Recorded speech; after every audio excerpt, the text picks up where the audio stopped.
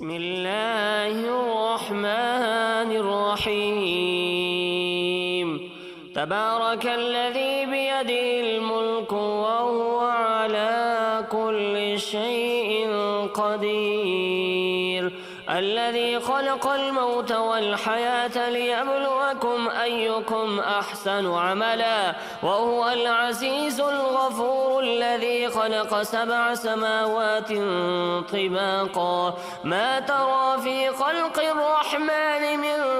تفاوت فارجع البصر هل ترى من فطور ثم ارجع البصر كرتين ينقلب إليك البصر خاسئا